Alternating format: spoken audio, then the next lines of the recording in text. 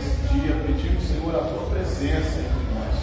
Senhor, opera nesse lugar, trabalha na nossa mente, nos nossos corações, nos capacita, Senhor, para fazer a tua vontade. É o que nós te pedimos, Senhor, nessa noite, que durante todo esse ensinamento, o Senhor venha nos instruir, o Senhor venha nos capacitar, o Senhor venha nos fortalecer, venha nos exortar, venha nos alegrar, venha nos levantar, venha fazer aquilo que lhe apraz, Senhor. É o que nós te pedimos e te agradecemos, em nome de Jesus. Amém? Glória a Deus. Nós estamos felizes com o Senhor nessa noite. Eita, glória! Eita, então nós vamos aí. Isso, capítulo 8, isso? Capítulo 8, 1 Samuel, continuação aí do nosso ensinamento. Nós vamos ver aí quando os israelitas pediram um rei para o Senhor, né? E as consequências de tudo isso. Então, o capítulo 8 de 1 Samuel vai mostrar para nós o problema que eles arrumaram na cabeça quando pediram um rei para o Senhor. Deus tentou salentar, né? Chegaram para o Senhor e falaram assim: Senhor, né, melhor para Samuel, fala com o Senhor, fala com Deus, que nós queremos um rei para governar sobre nós. Samuel disse, de cara, ele já dá a sua visão, né? Porque o olho de Deus, ele já tem a mente, né, aberta. Samuel de cara já fala: meu, isso está fora de cogitação. Vocês estão pedindo é algo fora de, né? Não é isso que nós aprendemos lá com Moisés, né? Moisés rejeitou até a presença de um anjo para estar com o Senhor, e vocês agora estão pedindo um homem que governe sobre vocês. Deixa eu só ver se eu estou entendendo, que é para eu não levar o recado errado, gente. É isso mesmo, entendeu? Vocês têm certeza? Então tá bom. Se vocês não querem me ouvir, vamos ver o que Deus acha de toda essa situação. E aí Samuel vai falar com o Senhor. Samuel volta, orienta eles, fala: eu quero que vocês pensem com carinho, tá? Vocês querem um rei. Deus falou que até tudo bem, se vocês querem um rei, ele vai levantar um rei sobre vocês. Só que é o seguinte: esse rei, ele vai cobrar mais impostos, ele vai colocar impostos sobre vocês, e esses impostos vocês vão sustentar não só o rei, mas a família do rei, a descendência do rei. Vocês não, coisa não vai ser assim, né? Hoje vocês trabalham, tudo que vocês trabalham é de posse de vocês. Só que agora vocês vão ter que passar a trabalhar para governar esse rei. E queira Deus que esse rei não seja usurento, porque senão ele vai oprimir vocês, né? Mas aí a escolha é de cada um. E adivinha qual foi a decisão deles? Isso aí é feliz. A gente quer um rei. A gente quer um rei. Queremos sim ter esse direito. Porque todas as nações têm um rei para apresentar eles, e nós não temos um rei. Aí eu pergunto: eles tinham um rei ou não tinham um rei? Tinham. Quem era o rei, sabe? É até hoje. Tinha um rei. Tinha um representante do rei, que era Samuel, que estava ali como voz de Deus no meio do povo. Mas eles queriam alguém que eles pudessem idolatrar. Eles pediram algo para Deus que não estava nos planos de Deus entregar a eles. Eles pediram algo para Deus que não estava dentro da vontade de Deus entregar para eles. E Deus alertou eles: olha, beleza, vocês querem um rei, eu vou prover um rei para vocês. Só que vai ser Deus. Irmão, você vai ler o capítulo 8, você vai ver que Deus coloca para eles expressamente, antecipadamente, os problemas que iriam aparecer. E mesmo assim eles quiseram. Então já anota na sua agenda. Anota com bastante carinho, assim, ó, de lembrar, de não pedir algo a Deus que não esteja de acordo com a vontade de Deus. Anota isso, para você não esquecer. Não pedir nada a Deus que não esteja dentro da vontade de Deus. Não peça nada a Deus que Deus não queira te dar. Não peça nada a Deus que não esteja dentro da vontade do Senhor te entregar. Pois é. O problema é que ele faz isso, a gente pede, aí traz para Deus e fala para Deus: agora o Senhor consagra. Ele falou: não vou consagrar, não vou ungir, não vou abençoar.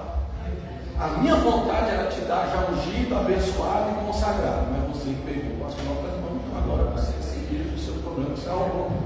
Foi isso que aconteceu com eles. Deus avisou antecipadamente, Deus falou a consequência de tudo aquilo, e eles erraram mesmo com a orientação de Deus. Será que ele faz a mesma coisa? Deus fala assim, não é para você. Ele fala assim, mas eu quero. Ele fala assim, não vou te dar. Deus, por favor. Então toma. Aí depois a gente olha e fala, depois a gente olha e fala assim, Deus, não quero mais. Falar agora, quem não pode tirar sou eu. Agora eu vou dar vida, vou dar saúde, vou deixar na sua terra. Por quê? Porque estava dentro da nossa vontade. Nós temos que aprender que tem coisas que, por mais que a gente queira, não é para nós. Tem coisas que, por mais que você peça, não é da vontade de Deus te dar. Tem coisas que, por mais que você queira, Pai, não é da vontade de Deus que você possui. E outra coisa, não peça nada a Deus que você não tenha condições de devolver para Ele. Não queira nada que você não tenha condições de devolver para o Senhor. Esse foi o erro de Abraão. Ele pediu um filho, Deus deu. Aí depois ele falou, agora eu quero ver. Me dá de volta, me dá. Deus provou ele. Anda entre tantos outros. Não peça nada a Deus, terceiro. Não peça nada a Deus que você não esteja capacitado para executar, para fazer ou para cuidar. Certo? Deus não entrega nada para alguém que não esteja em condições de cuidar, de fazer ou de possuir aquilo. A gente vê a história de José e fala, nossa, Deus colocou o Egito na mão de José, porque Deus olhou para José e viu o Josézinho assim, tão bacana, né? Não, porque José já tinha capacidade para governar. José não pediu para governar o Egito. José começou a governar a casa dos seus pais, a casa de Potifar. Em consequência disso, a própria cadeia onde ele foi lançado, ele começa a governar. Sabe por quê? Porque quem realmente tem a intenção de fazer, não espera estar num lugar especial para fazer, começa a fazer aonde está. Não espera chegar no trono para fazer, não espera chegar à unção para fazer, não espera chegar no tempo. Ele começa a trabalhar porque isso já está dentro de dele, já está dentro de si. A pessoa já tem isso com ela. E o que acontece depois é consequência disso.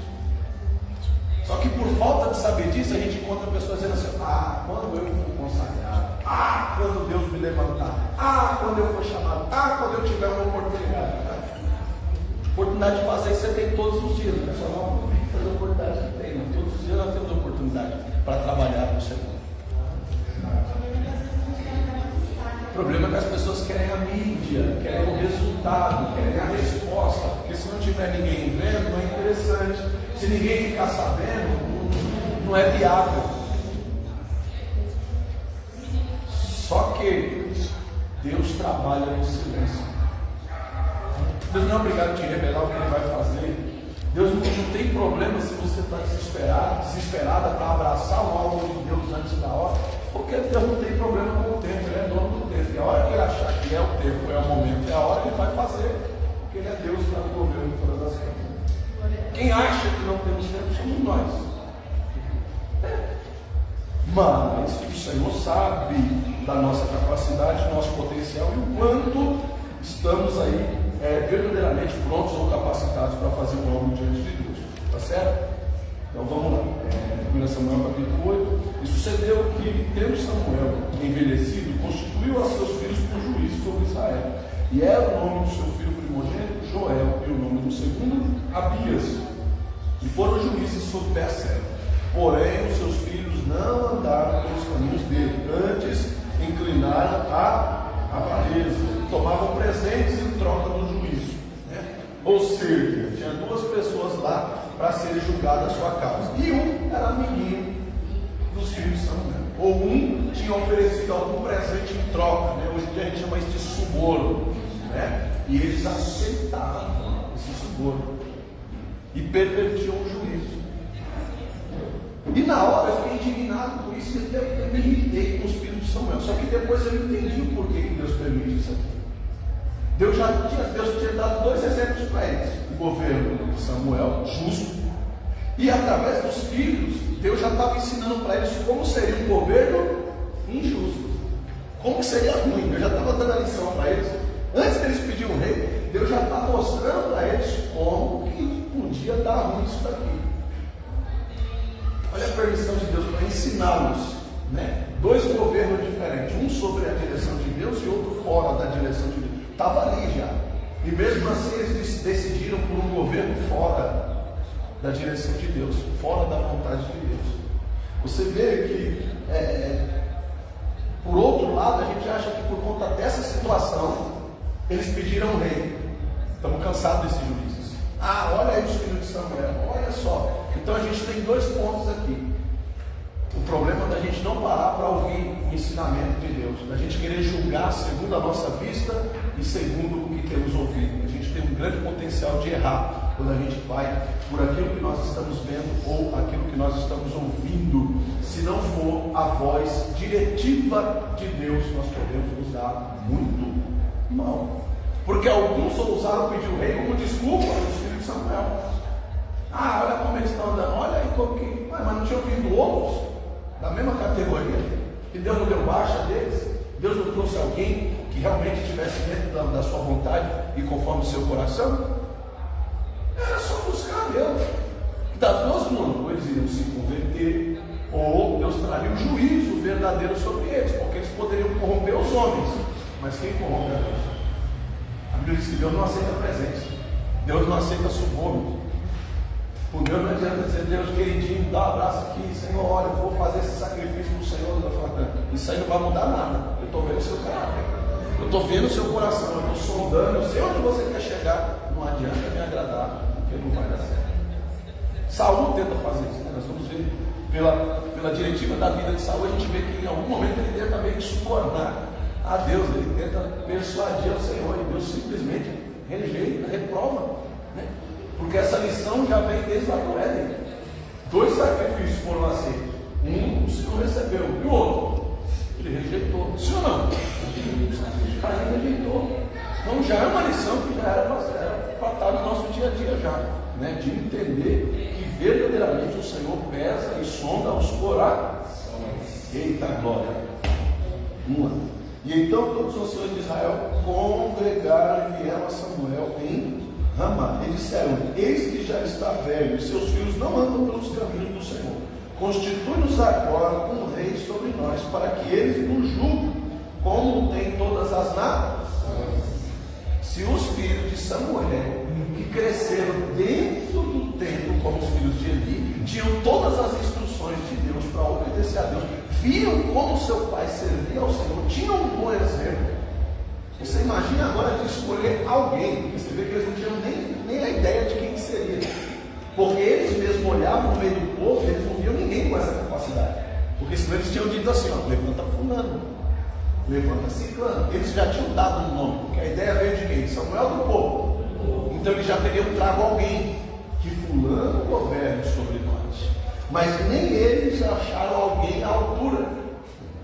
E agora quiseram jogar a responsabilidade a Samuel. Você que é o homem de Deus, com você que Deus fala. Então quem que vai escolher? É você. Se der errado, a culpa é de quem? De quem escolheu, né?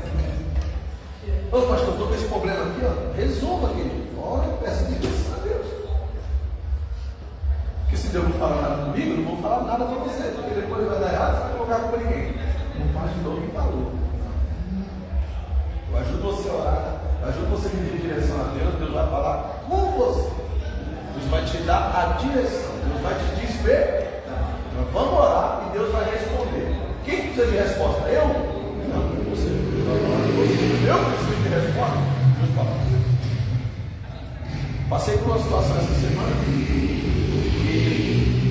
familiar, estava naquela enquete, vou fazer isso, vou fazer aquilo, outro, tal, e eu orando, falei, Senhor, eu não vou opinar nessa situação, porque eu sei que do lado que eu opinar vai dar ruim. Então, a minha opinião não falarei nada. Mas eu creio na direção do Senhor. Se for para vir, vai vir. Se não for para vir, o Senhor vai ter impedimento no meio do caminho e vai esperar. Simples assim. Resultado, estava quase tudo certo já para vir. Veio? Não veio. Deus falou, vai esperar. Agora, se eu falar assim, ó, não, dá um tempo, eu tenho que esperar, meu irmão. Eu tenho que entender, você tem que entender que mais que você seja servo de Deus, tem coisa que não está na sua mão, tem coisa que não está na sua direção, tem coisa que não é você que escolhe, não é você que decide. Isso faz parte de ser servo. Isso faz parte de ser servo. Você já sabe às vezes o que tem que ser feito, mas você não tem o poder de decidir, você tem que aprender isso. Quem trabalha em empresa? Tem coisa que você pudesse fazer diferente no seu trabalho, no seu dia a dia? Mas você faz? Por quê? Porque você não tem autonomia para isso.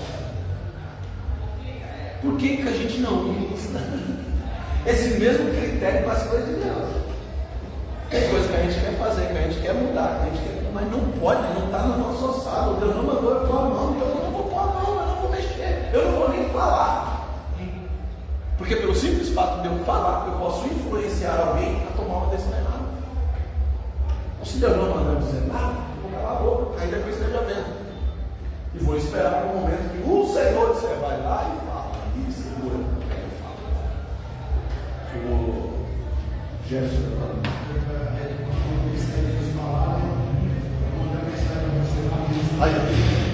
ele foi, Deus usou o próprio chefe de calma, conversa, trata de um jeito bom. Aí depois,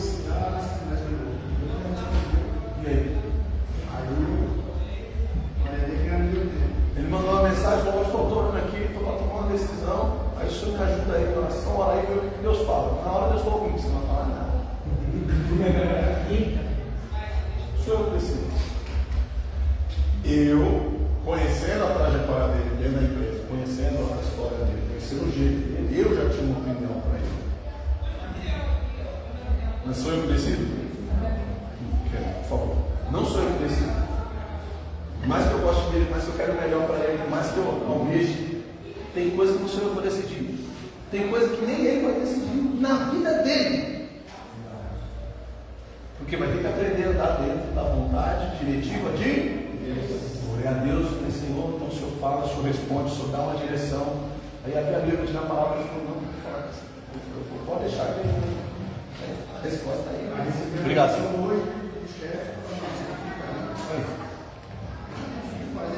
E se eu aqui, eu falo, Deus confirma, eu falo, Deus age. Porque se eu tivesse lançado uma profecia para ele, lançado uma palavra para ele, eu tenho certeza. Ele ia ouvir, ele iria acatar. Talvez ele tivesse ido e ao chegar lá seria muito melhor do que onde ele está, só que estaria fora da direção de Deus.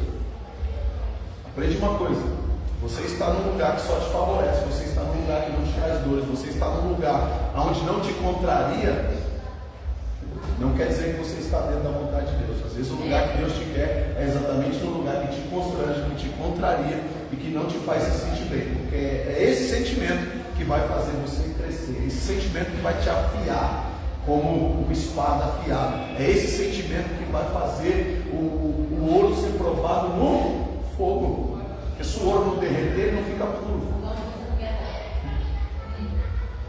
Pergunta para a faca que ela quer ser amolada, se ela quer perder, porque na hora da afiação ela perde material, ela diminui. Olha aí a lição. Às vezes não é crescendo, às vezes é diminuindo. Está entendendo? Já vamos lá. Você está entendendo como que Deus ele age, ele trabalha na nossa vida? Então nós temos que vigiar muito em decisões. Eu preciso pedir muito a direção de Deus. Tem várias coisas na minha vida que eu faria de forma diferente se eu tivesse a direção. Mas a partir do momento que eu pulei para o banco do carro e disse, Senhor, pode dirigir a minha vida? Eu não posso ficar dando pitaco, entra aqui, entra ali. Não, eu tenho que confiar que Ele vai fazer o melhor caminho.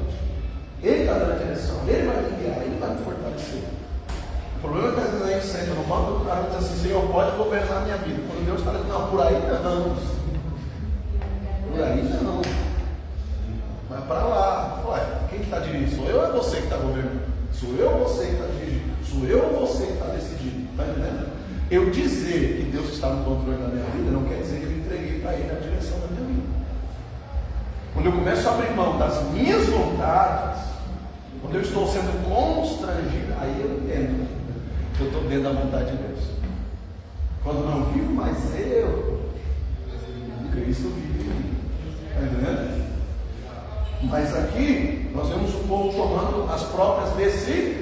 Eles estavam decididos no que eles queriam. O que eles queriam?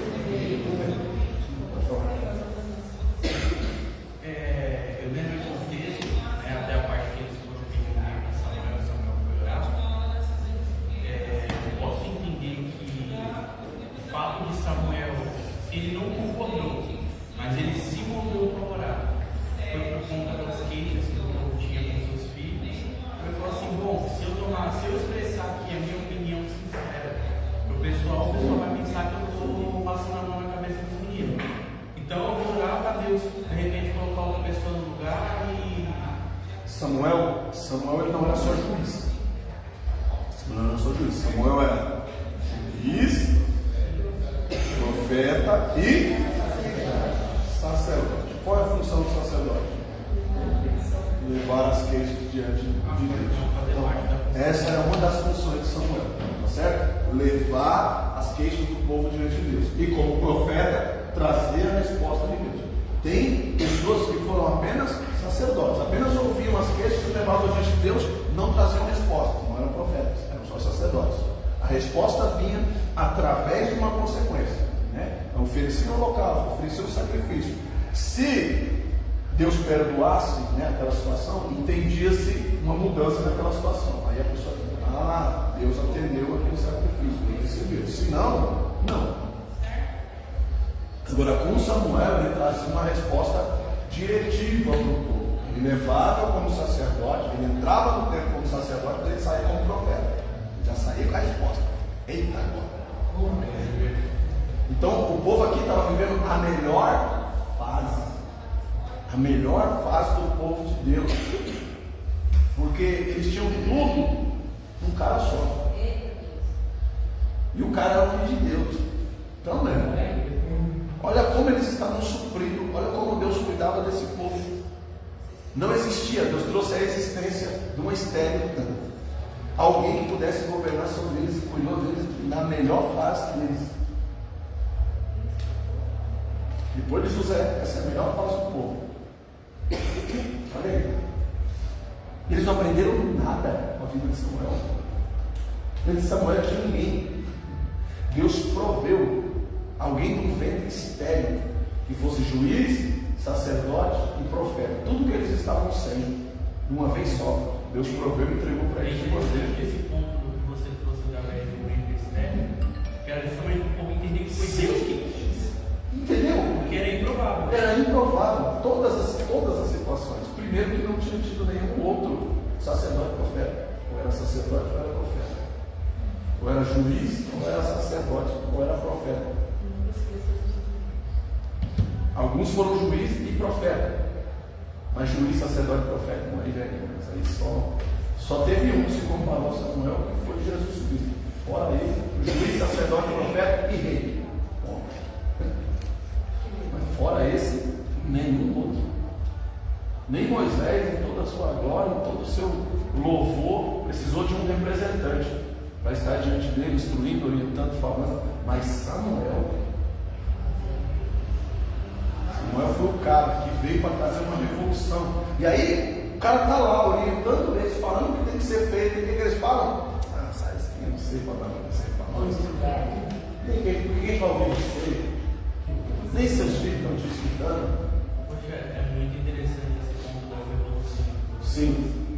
Pois os grandes marcos que tem dentro da Bíblia, eles são envoltos por conta de uma revolução.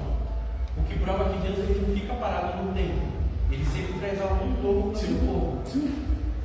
Aí nós vamos ver aqui, olha só, como que Deus confiava nas atitudes e nas decisões de Samuel. Olha como Deus, o próprio Deus, estava presente na vida de Samuel. Verso 7 do capítulo 8. Está escrito aí. Senhor Samuel, ouve agora o povo e tudo quanto disser, pois te tem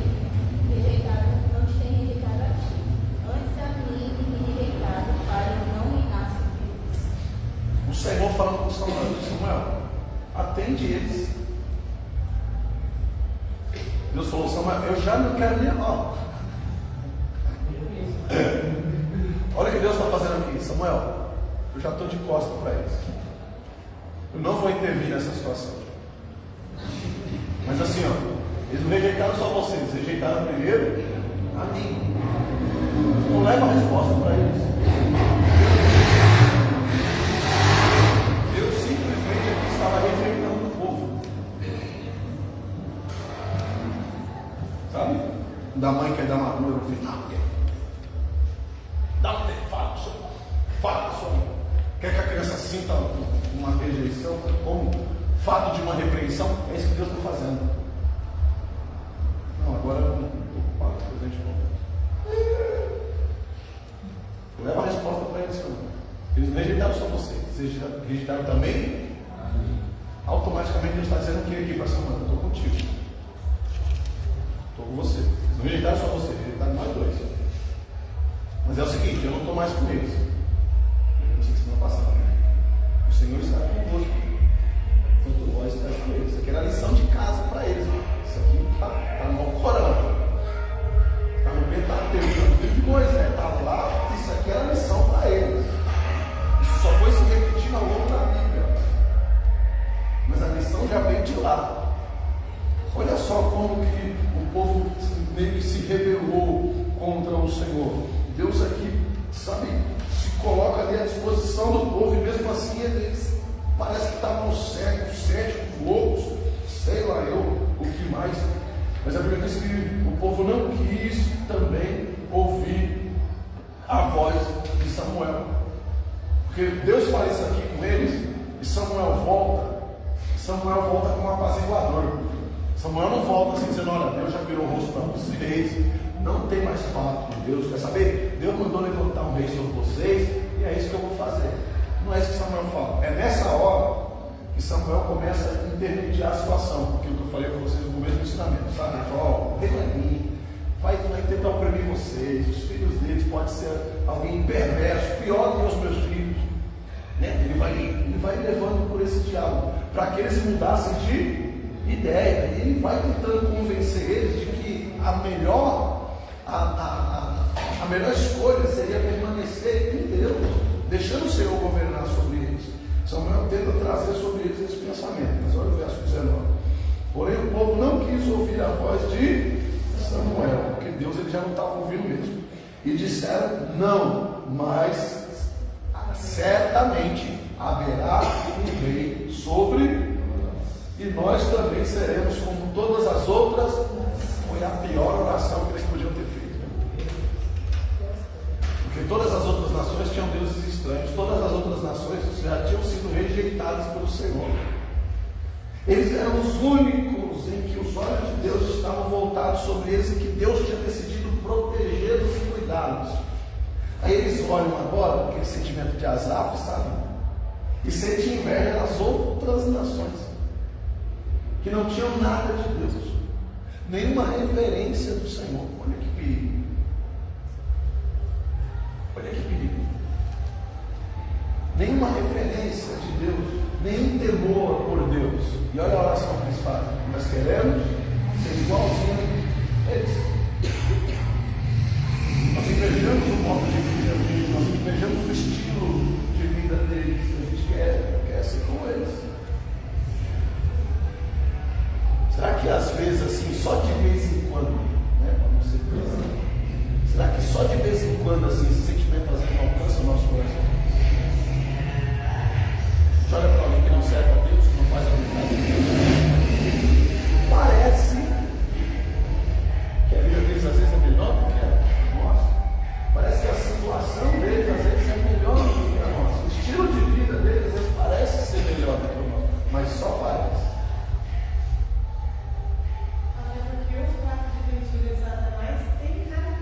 Ele não oferece lentilha mais não, agora é só picanha e alcatra, é só coisa boa. Foi o tempo da lentilha. Já agora só oferece pratão, meu irmão. Se antes a lentilha já era Imagina. É o que nós estamos vivendo, tempos onde o inimigo está, sabe, trazendo. Para que você vai entrar em discussão com o outro? Você vai tentar explicar que isso é errado? Não, mas você dizer assim, não, está tudo bem, não. Se essa é a sua decisão, eu respeito.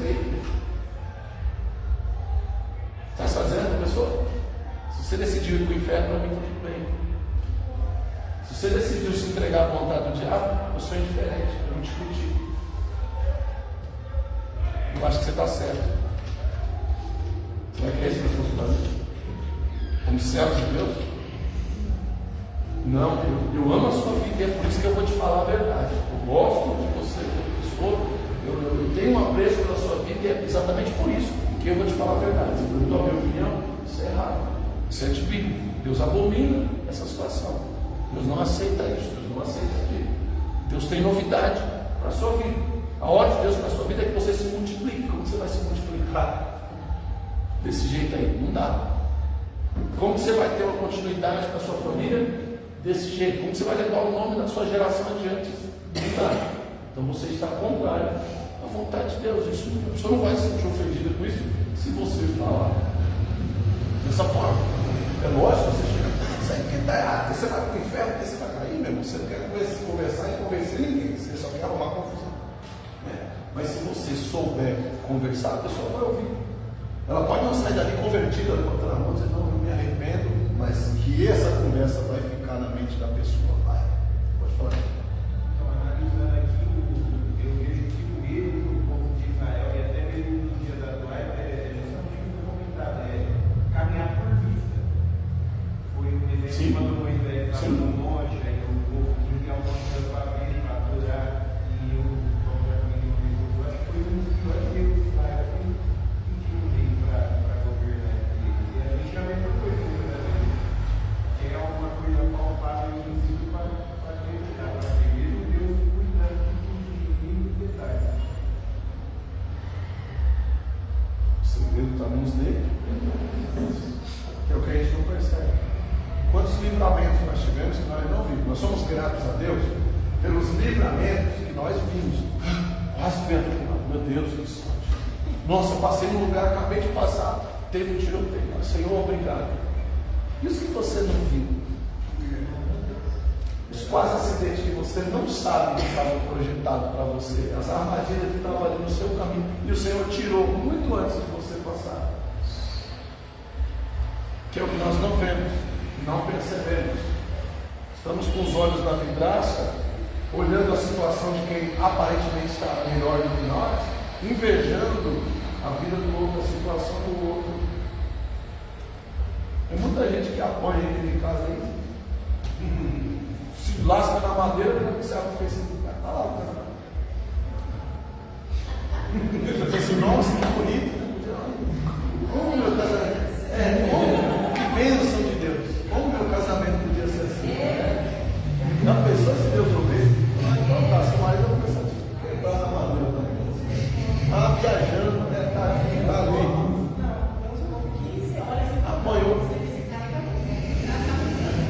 Apanhou umas 5 vezes para chegar lá naquele lugar aparentemente romântico, né? Para tirar uma foto. Foi apanhando no meio do caminho todo. Depois estava lá no Facebook, todo mundo invejando na vida. Nossa, como eu queria. Nossa, como eu queria ser igual essa, como eu queria estar no lugar. Como se fosse eu. Sabe nem o que está pedindo para a vida nesse tempo. E vice-versa. Precisamos nos contentar e aprender e ser gratos a Deus aquilo que o Senhor Ele tem concedido a nós. Esse povo que Deus andava no meio dele, sabe de que era a casa desse povo? De que era a casa desse povo? Tenda. O que é tenda? Uma cortina aqui. Um couro esticado assim. E o povo era extremamente suprido por Deus. Não tinha roupa de grife, não tinha shopping, não tinha. Mas o que eles tinham era ungido e consagrado por Deus, abençoado por Deus, não se acabava, não rasgava, não envelhecia. Porque eram coisas consagradas por Deus. Mas às vezes aquilo que não é consagrado por Deus é o que enche mais os nossos olhos. Aquilo que está fora da vontade de Deus, às vezes é o que nós vivemos e queremos, sempre pedindo a Deus. E está aqui Deus colocando diante dos olhos dele, mas vocês não sabem o que vocês estão pedindo, mas nós queremos. Não vai ser bom para vocês terem um rei que vai maltratar vocês, não tem problema, nós queremos. Depois eles viram que ia matar o rei. Vai matar esse rei. Ele falou, foi o que vocês queriam. Não pediram. aí Deus passa a responsabilidade para Samuel. Fala, Samuel, você vai decidir. Você vai fazer a vontade do povo. Eles querem rei, então dá um rei para eles. Dá um rei para eles. Samuel agora sabe que ele não pode fazer nada fora da direção de... Olha a diferença. O cara tem todo o poder agora concedido por Deus para ele escolher. Podia ter dito, tudo bem, eles querem um rei, eu tenho 2 filhos. Vou pegar o menos muito, levantar um dos 2 e acabou. Sou eu que escolho, sou eu que decido. São o menos piorzinho? Só que ainda existia temor no coração de Samuel. Samuel estava totalmente dirigido e governado por longe de mim. Escolher alguém que Deus não escolheria. Longe de mim fazer algo que o próprio Deus não faria. Então o que ele vai fazer? Ele vai orar. Em vez de ele pegar o currículo de todo mundo, ele manda aqui o currículo de cada uma tribo aí. Cada tribo indica alguém. Se é hoje, tinha que funcionar assim. Porque já pensou, o pastor tem que escolher alguém, né, para consagrar para uma necessidade da igreja. O pastor vai lá e escolhe. Ah, mas por que ele? Por que não eu? Por que não o outro? Por que esse e não aquele? Você imagina toda essa situação. Então vamos votar. Ele falou, não vai ter voto. Porque se é, né, na democracia, cada tribo traz um, e aí depois nós vamos fazer uma votação geral, e aí o negócio ia dar ruim. Cada tribo ia votar no seu. Mais que justo, sim ou não? Vamos votar no cara da nossa tribo, porque se ele ganhar, ele vai favorecer a nossa tribo. E coitado das tribos menores, né? Das tribos pequenas, nem voto para ser eleito ia ter. Então, olha o tamanho da responsabilidade. A gente olhando aqui o texto parece fácil. Não é coisa moleza, escolher alguém, vai lá, escolhe um, pega o currículo de todo mundo, vê quem é o mais capacitado, vê quem é, né, o homem de guerra, quem já é um homem, quem já tem todos os artifícios, uma pessoa de boa fala, que tem a boa convivência na vizinhança. Vamos lá. Havia um homem de Benjamim, havia um homem de Benjamim, cujo nome era Quis, filho de Abiel, filho de Zeró, filho de Becorate, de Afias, enfim, homem de Benjamim, varão alentado em força, bem forte. Esse tinha um filho cujo nome era, deu todas as características do pai. Ele fala assim, é esse o escolhido. Ele falou, não, é o filho dele. É o cara, mas não é ele. Era mais provável esse homem do que o seu filho. Porque quem tinha as características? O pai. Mas olha a escolha.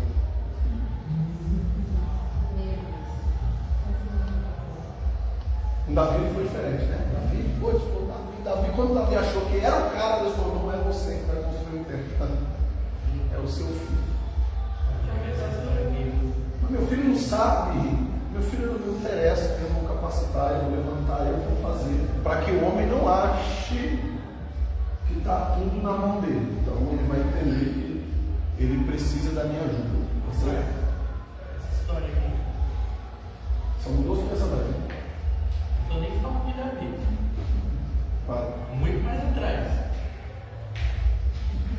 Entendeu, né? Fala a diferença. Lá no céu, mais bonito, né? Tudo ajeitado. Tinha tudo para ser. Tinha tudo para dar certo. Olha por que da inveja. Olha por que da inveja. Deus vai lá e escolhe o mais humilde, o mais simples, aquele que não tinha tanto potencial,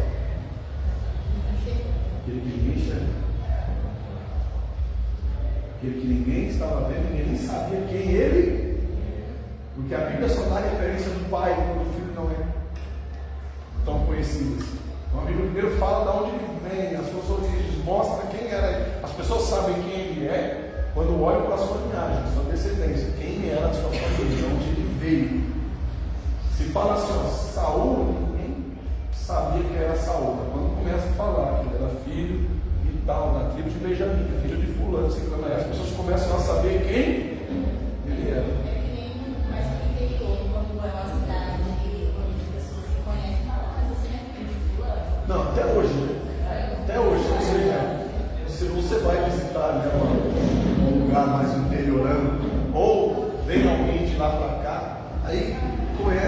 em tal família, fala, então você é parente de fulano, que é parente de ciclano, que é parente de Bertano. Fala dos seus parentes que você nem conhece. É a sua casa. Meu Deus do céu. Nem eu sei quem sabe da descendência. Você é parente de fulano, de Bertano, de ciclano, eu sou. Não conheço toda essa galera, não. Então é assim, porque, como que é o nome disso? Referência. É para falar? Qual é o rastro que nós temos deixado? Qual a referência que nós vamos deixar para essa galera aí, quando ali olhar para os nossos filhos, os nossos netos, como que vão lembrar da nossa descendência, da nossa geração? Você é filho de fulano, de ciclano, de Bertano, aquele homem de Deus, aquela mulher de Deus, aquela. Ou será que o rastro que nós temos deixado é um rastro irrelevante, um rastro insignificante ou vergonhoso para alguém que serve ao Senhor? Porque hoje ainda dá tempo da gente mudar aí essa situação, essa história, para que, de maneira que os nossos filhos sejam impactados por aquilo que nós estamos fazendo hoje. Os nossos netos sejam impactados pela maneira que nós estamos servindo a Deus hoje. Porque se tendo uma boa referência já não é garantia de que serão homens e mulheres de Deus, você imagina sem referência nenhuma.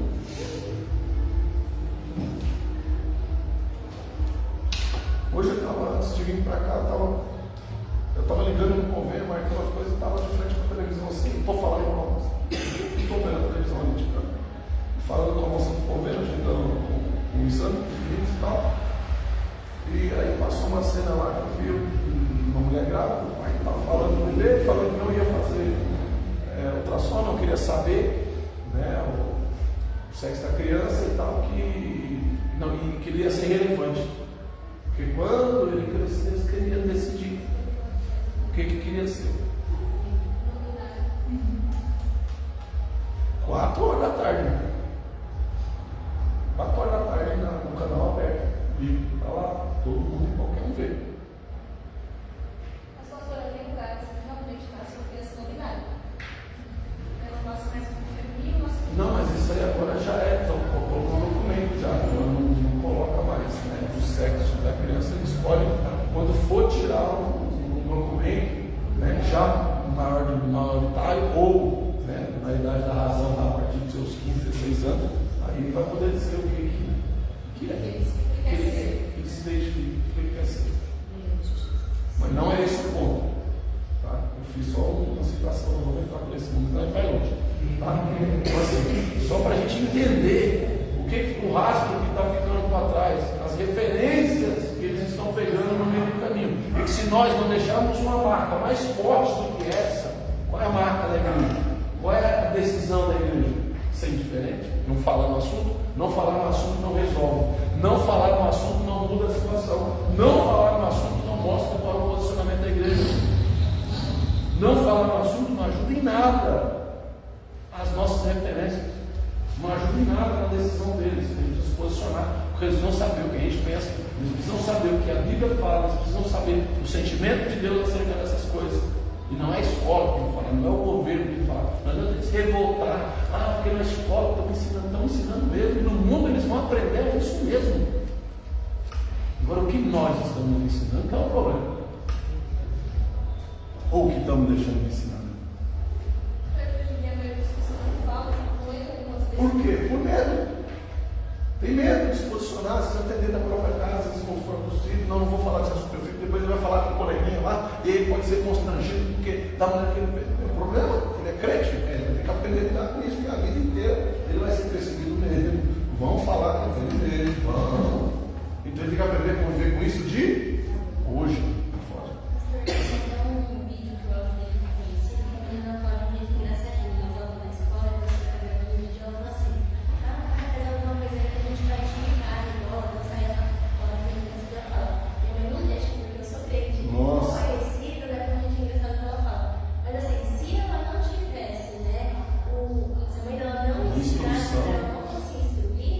Ela entra na seria mais uma criança que ia tomar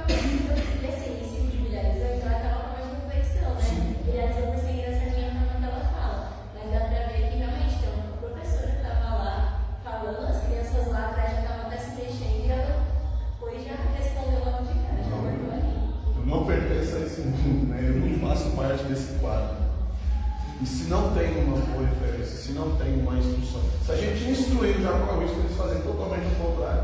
Você imagina se a gente deixar com livre, espontânea vontade e decisão deles. Mas aí nós precisamos cuidar com isso. Vamos lá.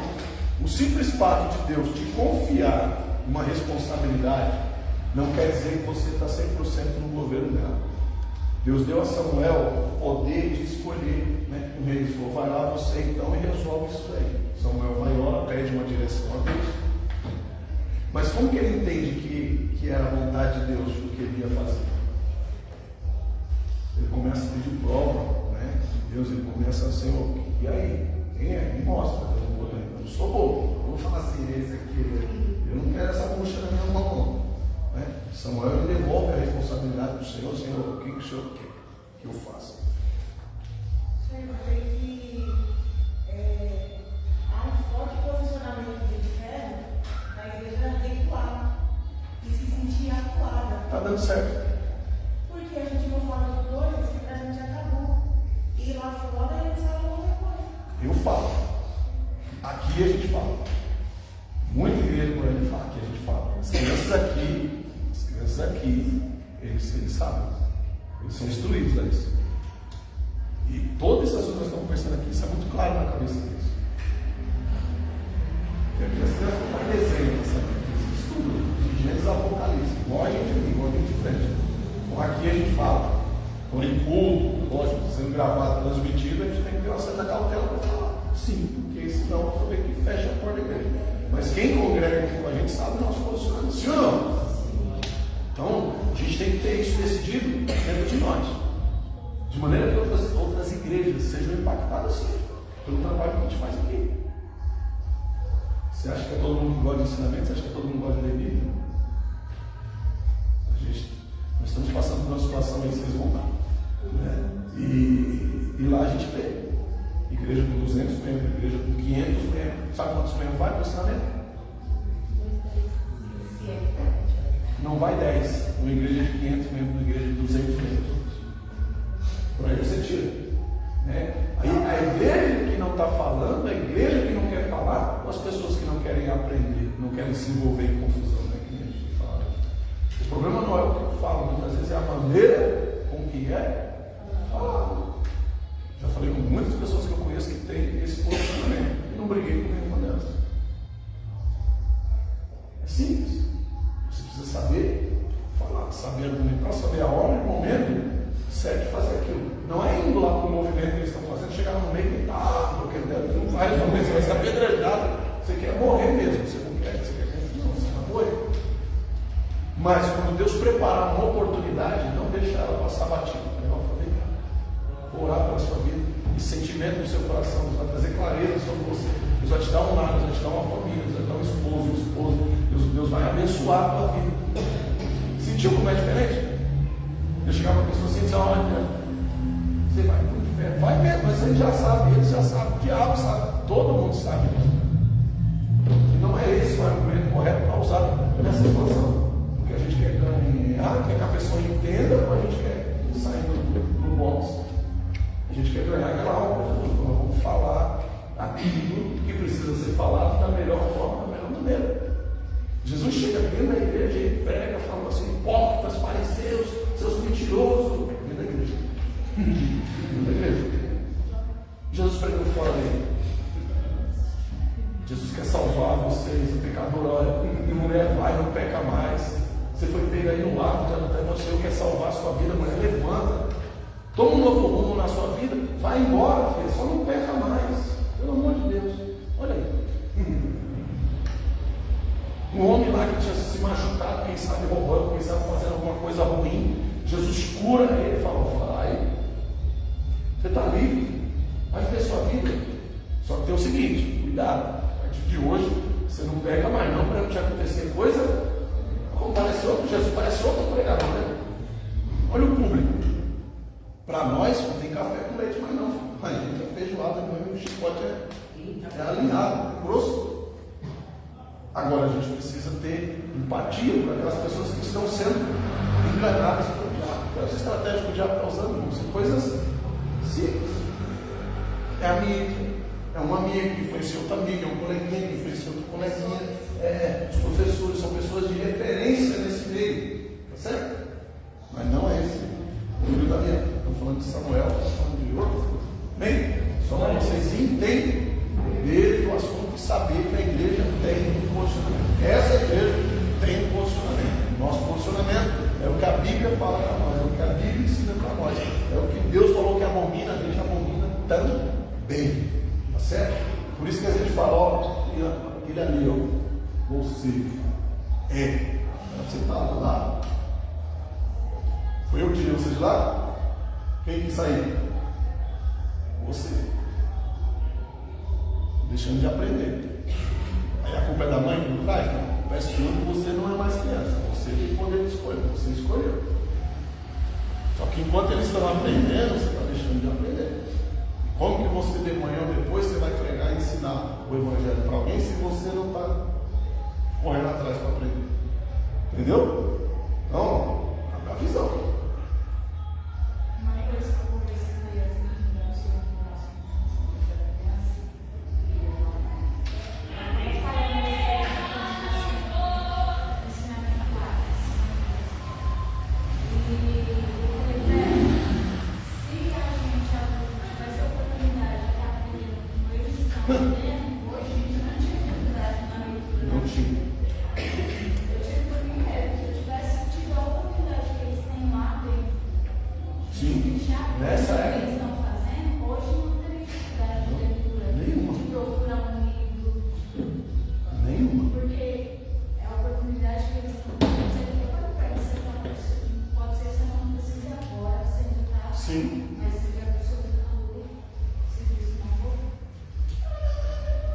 Entendeu?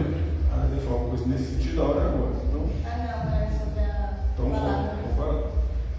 aqui eu estava falando, né, que Deus ele começava a mostrar através de sinais a forma que ele estava a favor ou contra a algo. E eu lendo o capítulo 9 de Samuel, quando Samuel pede para Deus mostre para ele, né, quem era o jovem que se levantava, aconteceu que Saul é direcionado a ir falar com Samuel para encontrar as ovelhas perdidas, os jumentos, na verdade, perdidas para ele. E foi dessa forma que o próprio Deus mostra para Samuel que é um cara. olha o quadro que está acontecendo. Vamos voltar aqui para dentro do ensinamento. Você viu a importância da referência, da gente pegar no pé e pegar firme e mostrar. Porque eu não posso pensar uma coisa, a Trix pensar outra, o Gerson pensar outra, a Jéssica pensar outra, o nosso pensamento está alinhado. Nós somos um corpo.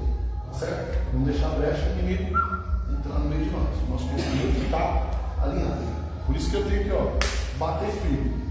O ensinamento, eu estou correndo atrás de aprender o livro todo, fazer de tudo para eu não faltar, para eu não perder, porque uma coisa que você deixa de encaixar já quebrou muita parte aí do seu aprendizado.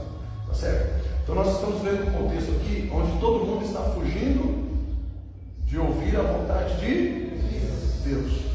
A Bíblia vai dizer que Samuel está tomando conta das ovelhas, Saul está tomando conta das jumentas do seu pai. Tá certo? E as jumentas se perderam, ele sai procurando as jumentas. Capítulo 9. Ele sai procurando as jumentas. E o que acontece? Quando ele procura as jumentas e ele não acha, ele pega o seu moço e olha só o que Saul fala. Aí a gente começa a entender por que da escolha. Ele fala assim, ele pega o seu moço e fala, a gente precisa encontrar um homem de Deus. A gente precisa encontrar alguém que ouça a voz de Deus. Porque eu estou achando estranho o sumiço dessas jumentas vão desaparecer assim. Eu estou achando que tem alguma coisa aí, pode ser espiritual. Então vamos buscar ajuda de quem? Não é um feiticeiro, não é um macumbeiro, não é um benzedeiro. A gente precisa encontrar um homem de Deus. Ele coloca a seguinte frase: para ele está claro que ele precisava da ajuda do Senhor, ele precisava de alguém que fosse referência de. Deixa eu ver se eu. 6. Isso. Aqui. Porém, verso 6 do capítulo 1. Porém, ele diz: eis que há necessidade de um homem de Deus, e homem honrado, e tudo quanto diz sucede. Assim, infalivelmente, vamos agora lá, porventura nos mostrará o caminho em que devemos seguir para encontrar as jumentas. Saul já tinha uma referência de homem de Deus. Ele sabia quem era, não conhecia pessoalmente, mas ele falou: olha, eu ouvi dizer que tem um homem de Deus aqui nessa terra, e se ele trouxer essa causa para ele, Deus certamente vai revelar para ele o caminho que a gente deve ir, né? E aí ele sai perguntando, as pessoas vão direcionando ele, né? Vira aqui, vira à direita, vira à esquerda, ele vai indo, vai procurando. E em contrapartida, olha o que acontece. Então Saul disse ao seu moço: eis porém lá fomos, que levaremos então aquele homem, porque o pão de nossa força acabou, e presente nenhum temos de levar ao homem de Deus. O que temos? Como que a gente vai lá pedir algo para o homem de Deus se a gente não tem nada para ofertar? A gente não tem nada para oferecer. Mal sabia isso que Samuel não gostava de barganha, que Samuel não tinha dessas coisas. Mas aí você entende qual era o costume. Aqui você entende qual era o costume, né? Traz um negocinho e aí você é abençoado. Traz uma ofertinha e aí você... Será que a gente identifica com algumas coisas que a gente vê por aí hoje? Quando alguém vai lá, quando o Balaque vai atrás de Balaão para dizer para ele: ó, vem amaldiçoar esse povo, o que ele manda na frente? Oferta. Quando Naamã vai buscar a cura, o que ele não esquece de trazer? Oferta. Gera costume. E muitas das vezes compraram. Profetas já eram vendidos, né? Profetas que já não estavam nem aí para a vontade de Deus, só estavam querendo usurpar o povo, mas isso já era costume. Então agora ele diz: como que eu vou atrás desse homem de Deus se eu não tenho nada para ofertar, para oferecer? E o moço tornou a responder Saul e disse: eis que ainda se acha na minha mão um quarto de ciclo de prata, o qual darei ao homem de Deus para que nos mostre o caminho.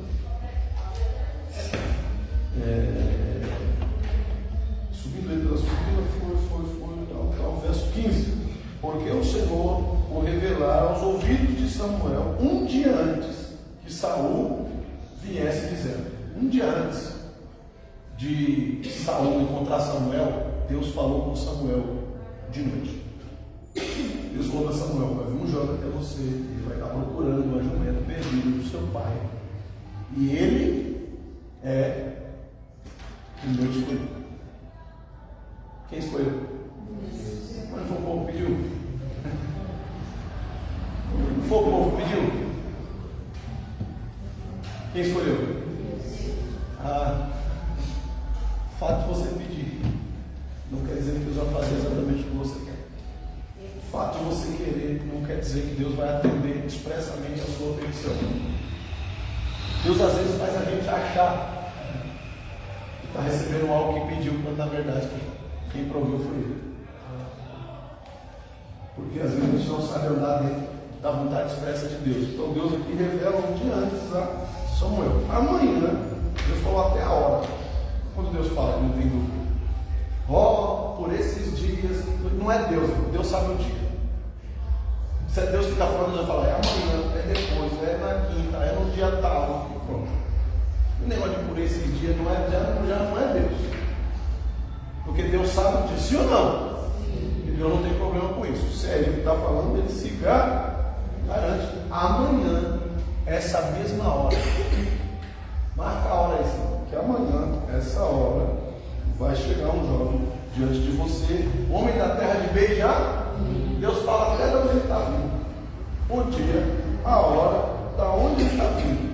Esse você vai ungir como capitão sobre o meu povo, sobre Israel. E ele livrará o meu povo da mão dos filisteus. Qual era a missão de Saul? Governar sobre o povo e ser um grande rei? Não, a mesma do juiz. Eles estavam achando que tinha um rei. Eles chamaram de rei. Mas na verdade Deus deu para eles um juiz. O serviço que Saul aqui foi incumbido de fazer é o mesmo serviço que o juiz fazia antes. Você percebe isso? Então Saul achava que era rei. Todo mundo achava que era rei. Todo mundo achava que Saul estava no governo, no comando de alguma coisa. Quando na verdade Deus nunca soltou a rédea. Eu nunca saí do volante.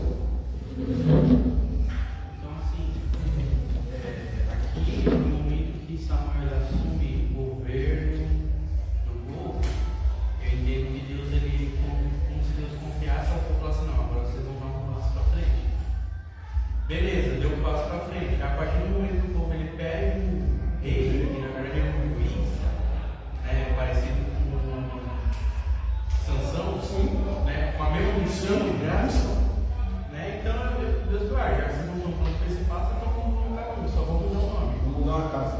Volte uma casa. Volte uma casa. Foi o que aconteceu. Eles acharam que tinha um rei, eles trataram como um rei, mas na verdade Deus deu para eles um juiz.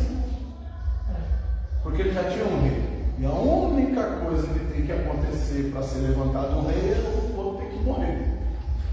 O rei deles é eterno. Eu não vou sair do trono. Eu arrumo uma cadeirinha para você sentar, não tem problema nenhum com isso. Arrumo uma veste real para você vestir.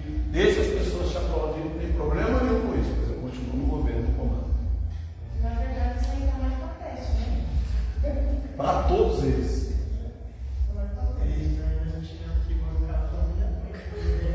A única diferença é que agora eles tinham que pagar impostos, além das ofertas, do tempo. Eles tinham a obrigação com o tempo. Agora eles tinham a responsabilidade de sustentar um juiz que eles achavam que era rei.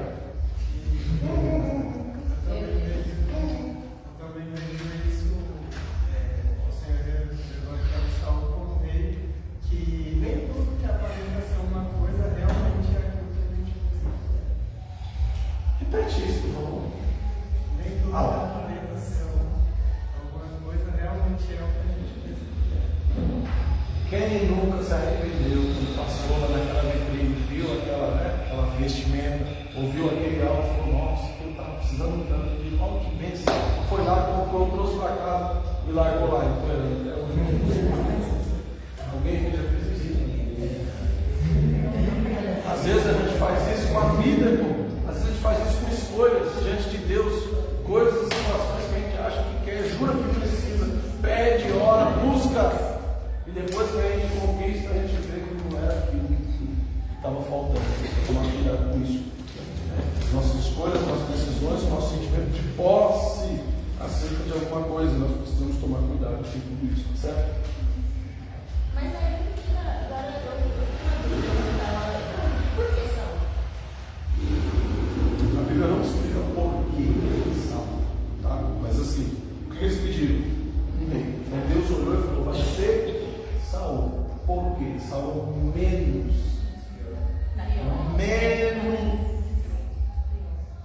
pior do que assim.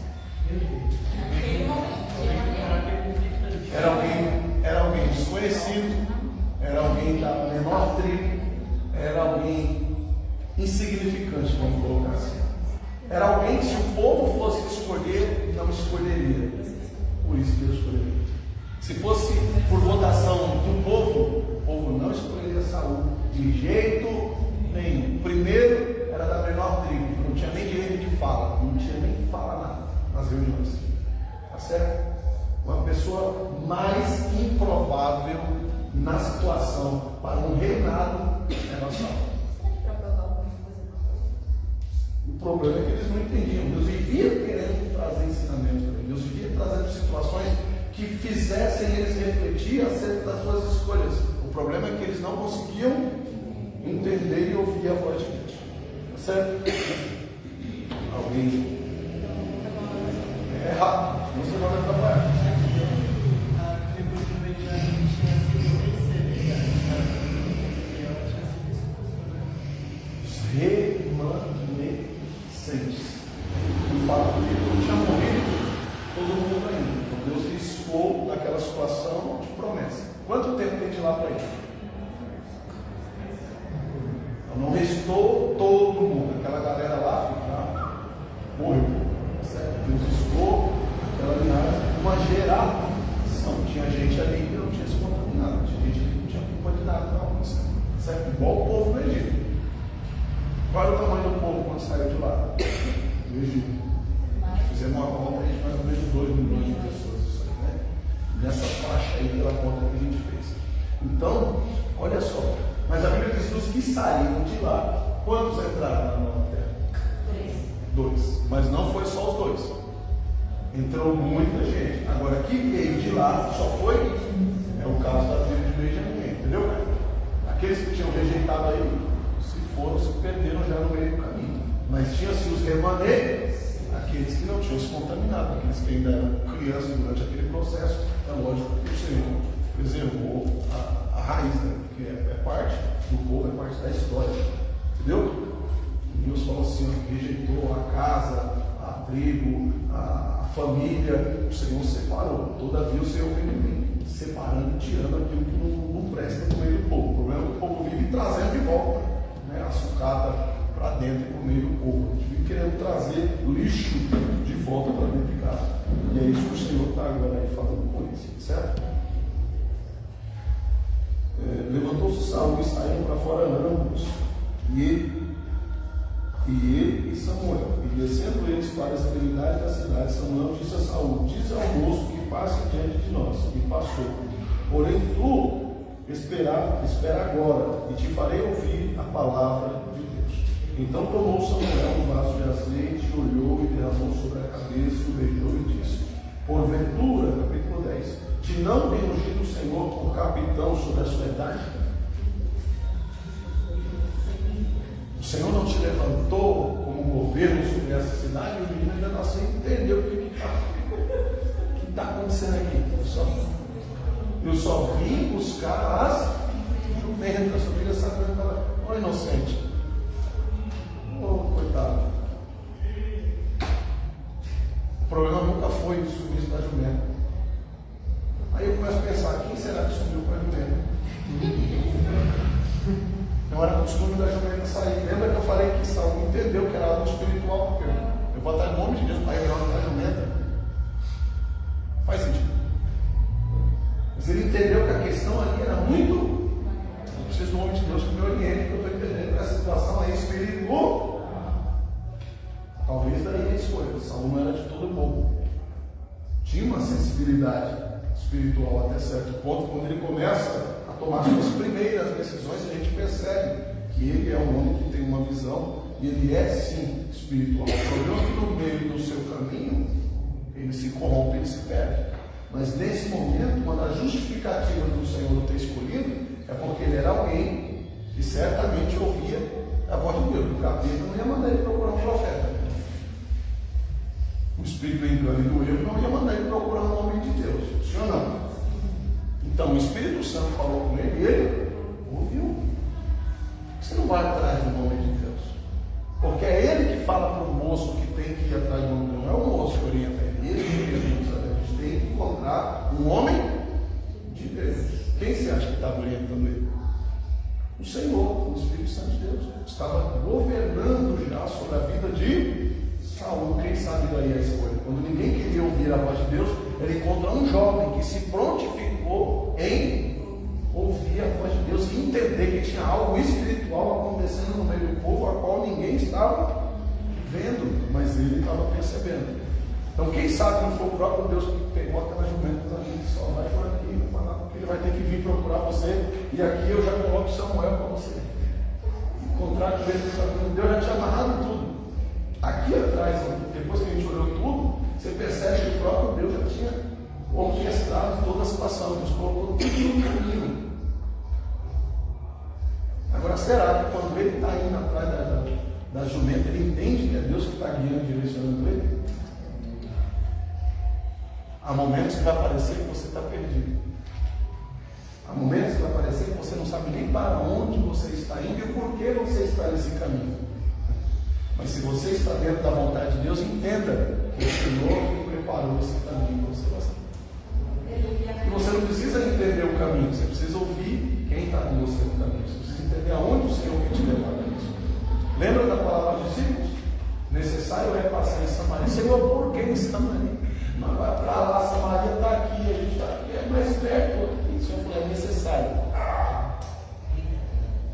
Você precisa entender o caminho.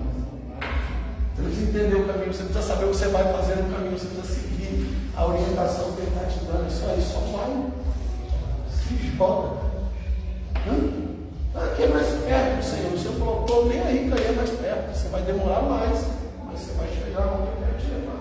Você vai demorar mais, mas eu vou te abençoar nesse caminho. Você vai demorar mais, mas eu também vou te abençoar. Você vai demorar mais, mas a sua bênção também vai ser maior. Não para de queixar, vai. Faz. É mais fácil reclamar, é mais fácil murmurar, né? É mais fácil querer que Deus explique, né? Senão, como que vai ser isso? É para entrar nesse barco aqui, Senhor, mas o barco está furado, o fundo não vai chegar dentro da gente, mas sabe, não uma chuva, Jesus, como é que viaja, não vai chuva, não é para perguntar nada, tem, não vai, eu vou te ver do outro lado. Você não sabe como é que vai ser a travessia, você não precisa, você precisa saber que eu vou estar lá, quando você chegar do outro lado, eu vou chegar junto com você. Não é que a gente quer a cartilha, né? Você não fala, aí eu vou ver se está nos meus planos seguir o Senhor, eu vou ver se eu estou de acordo, né? A gente quer fazer um contrato com Deus. O Senhor fala, o Senhor diz como que vai ser, se eu concordar, aí eu assino, e aí a gente faz, beleza? Não, vou te orientar e você vai fazer exatamente da maneira que eu te disser, e no final, você vai saber o resultado. Deus não faz acordo com homens. Deus não aceita barganha de homens. Deus não aceita intenção humana. Coitado de Moisés, até hoje ele pensa que ele orientou a Deus. Tadinho. Vendo lá, ele pensa que ele aconselhou a Deus. Deus queria matar o povo? Queria nada, Deus tinha matado. Você perguntava a Moisés, você ia perguntar para Moisés se podia matar o povo, era de quem? Era dele. Se ele quisesse matar, ele tinha matado. Ele não precisava da permissão de Moisés. O que ele queria? Uma atitude e um posicionamento de Moisés. Foi o que ele conseguiu. Eu imagino Moisés dormindo naquele dia ali. Todo mundo. Aconselhei a Deus. Coitado. Só ele, meu. E os anjos lá em cima, coitado. Sabe de nada, mas a gente faz a mesma coisa. Se não fosse eu, se não fossem as minhas orações por aquela pessoa, se não fosse eu, se não fosse você, eu queria. Se Deus não quisesse, Deus já tinha arriscado. Você acha mesmo que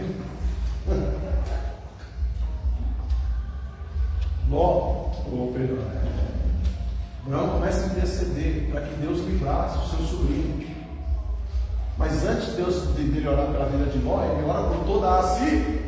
Não destrói não, Senhor, e tal. Não acaba com a cidade não. Ele falou, tá bom, vou atender esse coração. Então desce lá, se você achar 50 juntos, eu não discuto. Tá bom? Beleza? Ele olhou e viu que não tinha, falou, Senhor, então se não tiver 40, beleza. Ele não tinha 40. Se tiver 30, se tiver 10, ele falou, acabou. Você não vai conseguir me convencer. Eu já estou decidido a destruir Sodoma e Gomorra. Eu vou acabar com a cidade.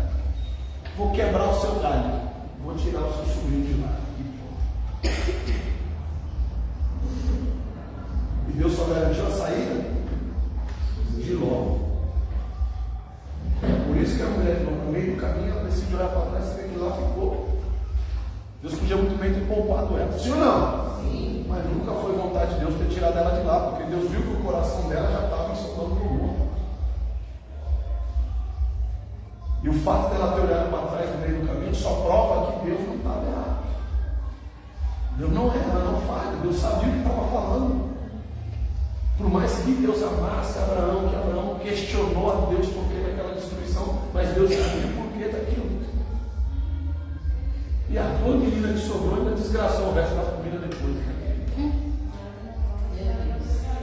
Aí eu te pergunto, eu sabia ou não sabia o que estava fazendo, querendo destruir aquilo?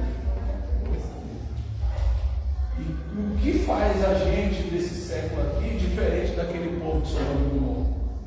Essa geração que nós estamos vendo ser formada aqui, diferente daquele povo lá, tem alguma coisa diferente?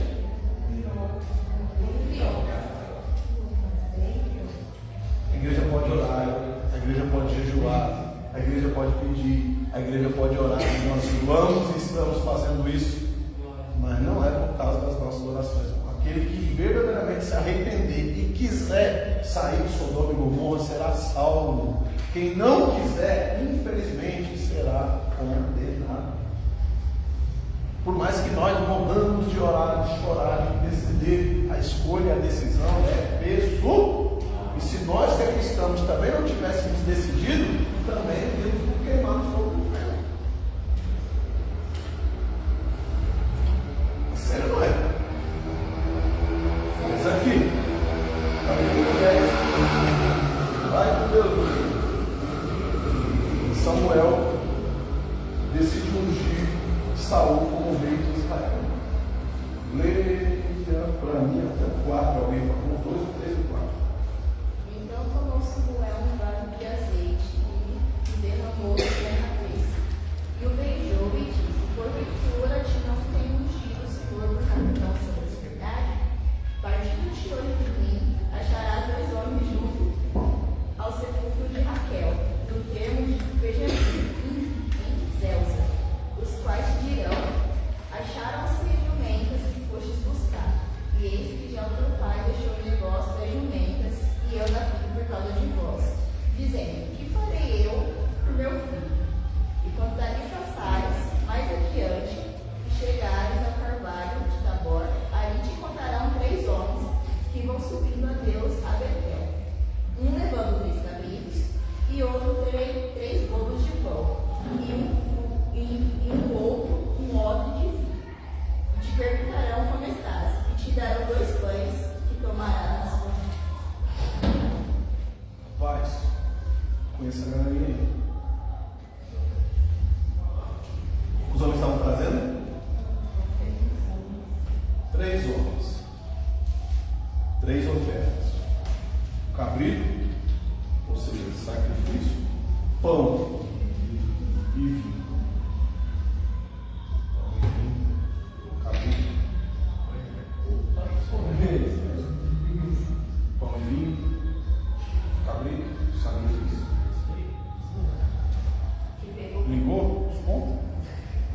Aleluia. O que é isso aqui? Quem que é esse cara? Que gosta de pão e vinho? A gente quase não conhece. E ele mesmo é o sacrifício. Quem é a referência aqui? Jesus. Então Samuel ungiu Saul, falou: ó, por acaso você não tem sido escolhido? Mas o fato de Samuel ter escolhido precisava de uma confirmação diretiva de Deus. Que é isso que está diante dos nossos olhos aqui, uma confirmação. O próprio Deus vem atestar a consagração de Samuel. Como que ele faz isso? Se apresentando em forma de homem. Quem sabe Pai, Filho, 3. A Trindade. Conhece 3 que anda junto e gosta de pão, peixe e vinho? Aqui só faltou o peixe, mas estava tudo pronto aqui. Só trocou o peixe pelo cabrito, que é o sacrifício. Pão, que é a provisão, é a força, né? Era a representação aqui no meio dos judeus. Essa é a representação do pão, né? Força, virtude. Então olha o que foi trago para ele: provisão, né? O sacrifício para a santificação dos pecados. Ou seja, Deus estava praticamente consagrando a vida de Saul, com o que nós conhecemos hoje como santo da Síria. Então Saul aqui nesse mesmo dia ele foi ungido e também foi consagrado. Existe uma diferença de ser escolhido por Deus e ser aprovado por Deus. Não é porque Deus levantou a gente para fazer alguma coisa que Ele já está dando parabéns porque a gente está fazendo. Não é porque estamos com uma responsabilidade diante de Deus que já temos a confirmação do próprio Deus para exercer a função. Então, se eu fui escolhido para um algo, eu tenho que ter agora uma confirmação de... Porque 2 coisas que andam junto: unção e consagração. Tem gente que só é ungido, mas não é consagrado. O que vem a ser a consagração? E agora? Consagração é um passo além, é a força de Deus, é a armadura de Deus para que eu possa executar o mal, é a capacitação de naquilo que eu acho que ele já tem capacidade para fazer. A unção é a escolha. Olha, você pode ser ungido. Olha, você tem potencial para isso. Olha, você pode até fazer. Talvez seja alguém que já prega, talvez seja alguém que já tome conta de algum grupo, alguém que já faça alguma coisa. Beleza, você é ungido. Mas você tem que ser consagrado também de Deus. E essa consagração não vem de graça. Essa consagração você tem que ir atrás dela. Essa consagração você tem que buscar. Essa consagração ela tem que acontecer. A confirmação de Deus naquilo que você está fazendo, ela precisa existir. Ela precisa existir. Você consegue entender isso? É para você ficar feliz, querido. A não ser que você tenha certeza da sua consagração. A gente começa a ficar preocupado, a gente começa a pensar um pouco nisso. Viu como é que preocupa? É mais fácil na hora do culto, né? Que está todo mundo ali, a gente, né, se movimentar também. Mas não é só isso. Precisa ter a consagração, não é só a alegria, não é só a certeza de que Deus está comigo. É a consagração, a resposta de Deus em cima daquilo que eu estou fazendo. Ponto. Essa é uma cereja. A consagração, eu vou colocar assim, é a resposta de Deus sobre aquilo que eu estou fazendo depois da minha unção. A consagração é a resposta de Deus em cima da unção naquilo que eu estou fazendo. Entendeu agora? A consagração é a confirmação de Deus por aquilo que você está fazendo depois da sua consagração. Acho que já até preguei isso, né? Está entendendo? Então, nós vemos aqui o próprio Deus se apresentando para Saul em forma de homem. 3 homens, a trindade.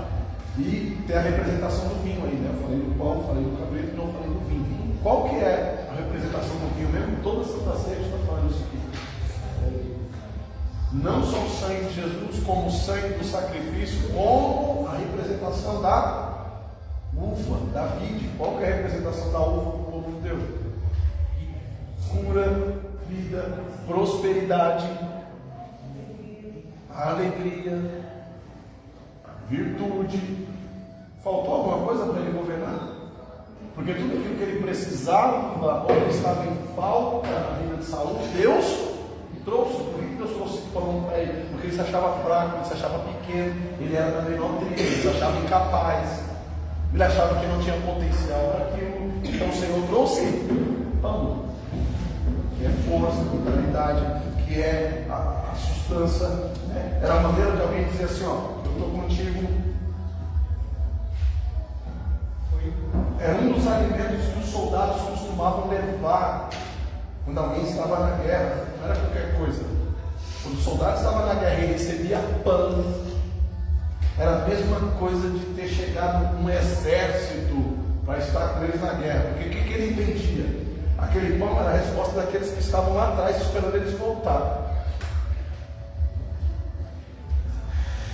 O pão era como se tivesse uma mensagem escrita nele assim, dizendo: ó, estamos contigo, estamos com vocês.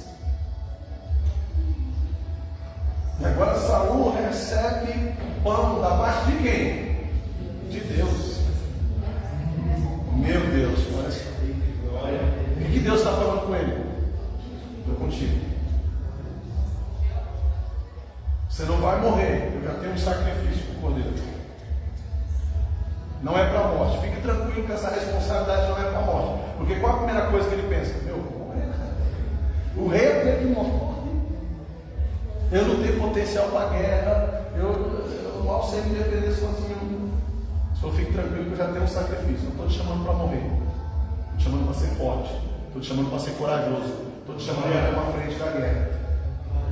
E das tuas feridas, cuido eu, toma vinho. Das suas dores, cuido eu te saro, eu te curo. Que essa era a representação do vinho, né? A pasta do vinho, a uva amassada, servia de pomada nas feridas, para cura e restauração. O Senhor está falando para ele: cadê as suas desculpas agora? A sua desculpa era que você era fraco, você era pequeno, você não era capaz, que você tinha dificuldades. E agora, quais são as suas desculpas? Se eu provi tudo aquilo que você podia usar como desculpa, se eu já antecipei tudo aquilo que você podia me dar como desculpa, qual que é a sua desculpa agora? Deixa só o cara falar comigo, eu te digo. E ele recebeu Tudo pães, né? Odre cheio de vinho, não foi só uma dose, foi uma por. Ele é o Deus da providência.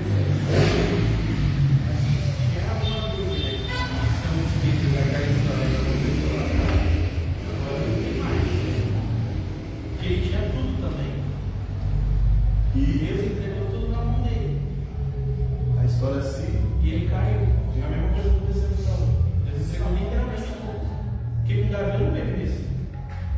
aquele ali também não deixava. Você entendeu a comparação que o Thiago fez? Desde aquela hora, ele está falando da mesma situação, né? Ele comparou a situação de Saul com a situação de Lúcifer, né? Que tinha tudo, tinha toda a porção, toda a provisão, toda a providência, e decidiu desobedecer, decidiu fazer o próprio caminho. Olha o erro da situação, jogou fora, né? Então, é uma questão que muitas das vezes o que faltou em Saul, nós vamos ver para frente, né? Foi arrependimento. O problema não é a gente errar, o problema é a gente querer permanecer no erro, o problema é a gente querer continuar errado, mesmo já tendo recebido a orientação a fazer certo. Está entendendo? Vamos lá. Capítulo 10, verso 6. E o Espírito do Senhor se apoderará de ti, e profetizarás por ele, e te mudarás em outro.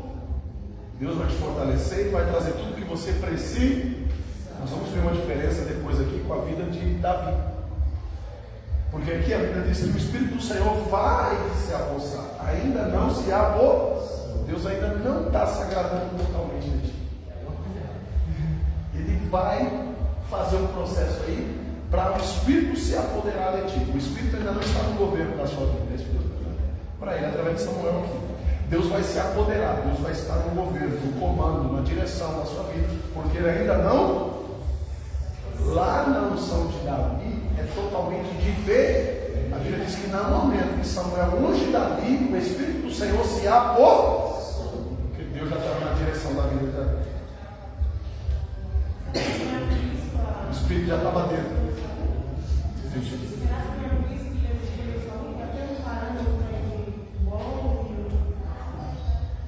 Nesse momento aqui, acredito eu que Davi ainda era muito moço para isso. Davi ainda não tinha sido preparado para essa circunstância. Porque depois do período de reinado de Saul, é que Davi é apresentado lá na frente como um jovem dos seus mais ou menos 16, 17 anos. Tá? Nessa faixa de idade. Então, talvez aqui nesse episódio, 17 anos aqui, o começo do reinado de Saul virou 20 anos, foi isso? Então aqui, provavelmente, Davi tinha 1, 2 anos, ou talvez nem tinha nascido ainda. Tá? Me arrisco a dizer que Davi nem tinha nascido ainda, nesse momento aqui. Tá? Certamente. E esse texto diz exatamente isso. O Espírito do Senhor já estava em Davi. Já tinha se apossado da vida dele. Agora Saul tinha que conquistar. O problema sim.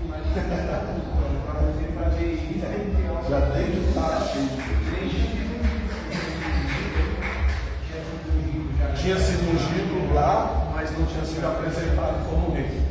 Então, olha a questão, que muitas das vezes a gente se confunde. Porque Deus escolheu, não quer dizer que Ele já aprovou. Né? Isso não é pouco, a gente toma cuidado com isso. Porque nós já estamos fazendo algo para Deus, a gente pensa que já está certo. Quando muitas das vezes nós ainda precisamos conquistar a presença do Espírito em nós. Porque às vezes o Espírito está agindo no ambiente onde nós estamos, não na minha vida. Às vezes é um ambiente onde eu estou, que é um ambiente consagrado e ajuda na ação de Deus através da minha vida. Quando eu sei que Deus é na minha vida, quando isso acontece fora da igreja, quando eu estou sozinho, quando eu estou nos meus momentos com Deus, ou quando eu estou ministrando para alguma pessoa na rua, fora de todo esse ambiente, de toda essa atmosfera espiritual que nós desfrutamos quando estamos na igreja. Porque aqui existe uma atmosfera espiritual. Por isso que Satanás fica aguçado, agoniado, né? Falei até com os meninos aqui no final de semana passada. Foi para a igreja na rua. Você sai aqui dia de domingo, os únicos que bebem água vigilante somos nós. Satanás fica livre para operar na rua aí, à vontade, dependendo da situação e do posicionamento de algumas igrejas. E simplesmente fecham a porta depois que as ovelhas entram e o problema não está acontecendo lá fora. Não, está acontecendo lá fora, a responsabilidade é dele também. Nós estamos aqui, nós estamos orando por quem passa, por quem mora do lado, por quem mora do outro. Todo mundo que passa aqui é evangelizado, mesmo aqueles que a gente não aborda. Vem aqui qualquer dia, não, eles estão na nossa alegria de servir a Deus e apresentar o nosso louvor ao Senhor, e isso vai despertar a curiosidade deles de vir visitar a gente aqui um dia, onde eles vêm e acabam permanecendo, porque vem que aquilo que está transparecendo lá fora não é mentira, mas é uma realidade que eles sabem. Então é por isso que as pessoas permanecem. Entendeu? A diferença. Eita agora! Meu Deus, é 9 metros. Jesus amado. Abrir depois, cadê vocês estão aqui? Capítulo 7. E há de ser que quando esses sinais te vierem, fazer o que achar na tua mão, porque Deus é com e Deus ainda não era com ele. Deus ia ser com ele a partir do momento que ele conseguisse deixar Deus governar. Isso aqui é uma repreensão, irmão. Lendo assim parece bonitinho, né? Mas Saul aqui, Samuel aqui está exortando Saul, falando: olha, Deus te escolheu, parabéns. Mas tem uma coisa, Deus ainda não governa sobre a sua vida. E se você quiser realmente tomar decisões como homem de Deus, você vai precisar trazer esse sinal para dentro de você, atrair a presença de Deus para dentro de você, porque aí quando o Senhor se apossar de você, aí sim você faz o que te der na telha, porque Deus vai estar governando. Caso contrário, você espera. Pode falar. É por isso que ele fala aqui, né? Então tomou Samuel, o vaso de azeite, aí ele fala lá no versículo, né? Porém, unge você como capitão. Cadê o capitão que eu espero que você seja? Cadê o homem de Deus que eu espero que você seja? Cadê o homem de Deus que eu escolhi? O potencial que eu vi aí em você, e por isso eu decidi te escolher. Aonde ele se escolheu? Cadê a capacitação que eu deixei disponível para você usar? Cadê? Você vai continuar se escondendo atrás dos seus irmãos? Ou você vai continuar fugindo do seu chamado? Você vai continuar fugindo da sua responsabilidade? Ou você vai assumir a responsabilidade que eu confiei em você? Está entendendo? Vamos lá, verso 16, no capítulo 10. E disse Saul ao seu tio: declarou-nos a verdade que as jumentas se achavam, porém o negócio do reino de que Samuel tinha falado, ele não declarou. Boquinha fechada. A atividade mais difícil do crente é essa aqui. Te dando unção, te dando poder, te dando capacitação, mas não é para você se apresentar. Não é para você achar que é o tal. Você vai guardar esses requisitos com você para usar na hora certa, na hora correta, na hora que bem lhe parer. Ele achou as jumentas que estavam perdidas, trouxe de volta para casa. E ele está falando com alguém aqui da própria fã.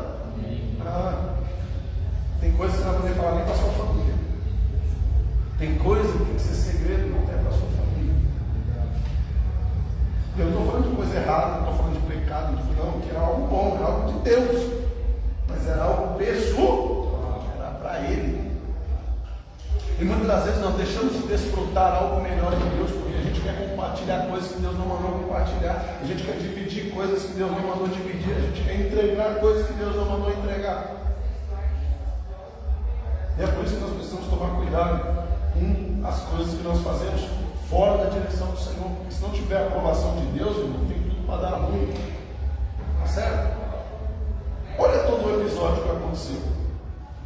E convocou, pois, verso 17, convocou, pois, Samuel ao povo ao Senhor em Mispa, e disse: filhos de Israel, assim diz o Senhor de Israel, eu fiz subir de Israel do Egito, e livrei das mãos dos egípcios, da mão de todos os reinos que vos oprimiam. Mas vós tendes rejeitado hoje o vosso Deus, que vos livrou de todos esses males e trabalhos. E lhe tendes dito: põe um rei sobre nós. Agora, pois, ponde-vos perante o Senhor pelas vossas tribos e pelos vossos milhares. E fazendo, pois, chegará Samuel e tomarás as tribos. Tomou-se a tribo de Benjamim. E fazendo chegar a tribo de Benjamim pelas suas famílias, tomou a família de Matri. E tomou dessa família Saul, o filho de Quis. E o buscaram, porém não se... Samuel aqui chamou o povo, dizendo: vocês querem um rei? Querem? Então nós vamos escolher um rei. Deus vai, né? Nós vamos escolher um rei aqui. Vocês vão escolher um rei. Vocês vão escolher um o rei, vamos escolher o rei então. Aí lançaram sorte. Lançaram sorte, caiu a família de Benjamim, a tribo de Benjamim. Dentro da tribo de Benjamim, a família de Saul. Dentro da família de Saul, saiu o nome Saul. Olha que sorte. Deus não já tinha ungido o menino, já estava ungido. E eles achando que estavam escolhendo. Imagina a euforia na hora da votação.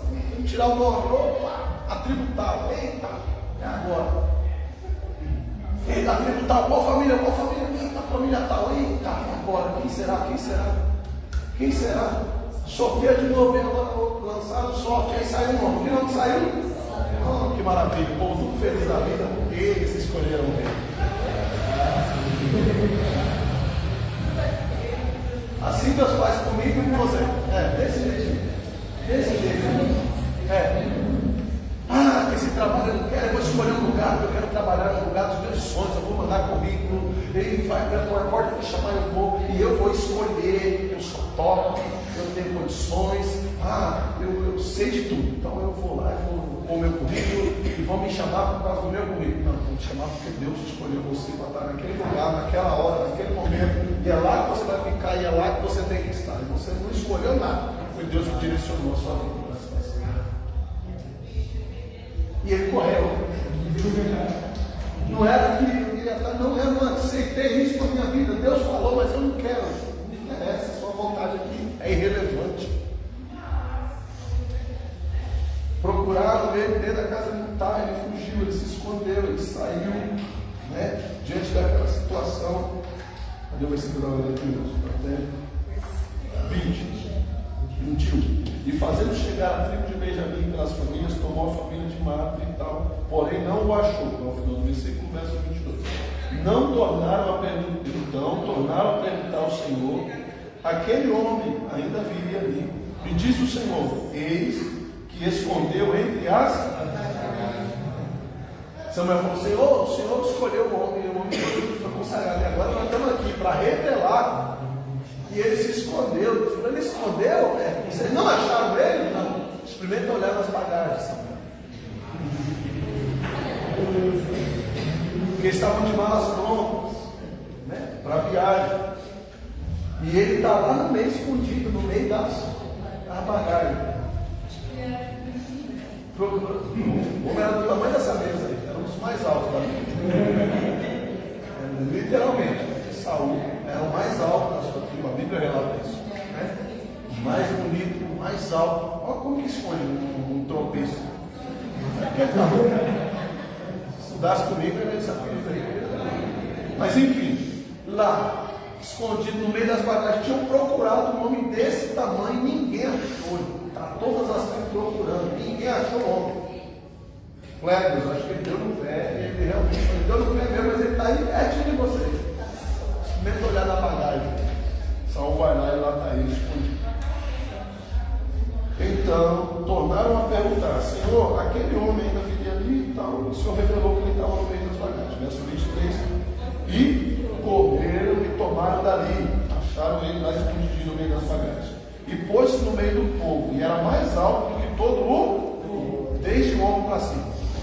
Dessa altura aqui, para cima, não tinha ninguém da altura dele. Todos eram do ombro dele para baixo. Era o mais alto dentre os homens das tribos que ali estavam. Então disse Samuel a todo o povo: vedes já quem o Senhor tem elegido? Vocês já estão vendo aí quem é o homem que Deus escolheu? Pois em todo o povo não há nenhum semelhante a ele. Então jubilou todo o povo e disseram: vive o rei!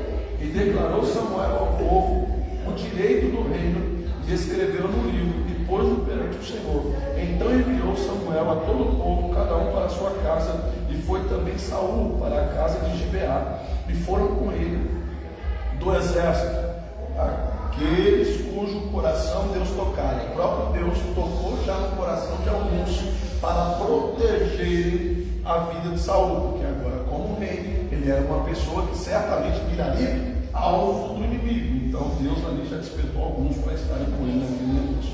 Mas os filhos de Belial disseram: esse é quem há de nos livrar? e desprezaram, e não trouxeram presentes. Porém, ele se fez como? Eita glória, essa lição que eu mais gosto.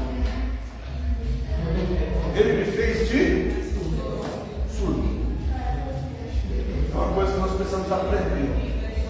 Muitas das vezes, fazer de cego, surdo e mudo. Aprende uma coisa, crente, de uma vez por todas. Aprende uma coisa. A unção de Deus na tua vida vai despertar inveja em alguém. A unção de Deus na tua vida vai despertar perseguição por tua vida. A unção de Deus na tua vida vai despertar fúria em outras pessoas contra a tua vida. Isso é inevitável.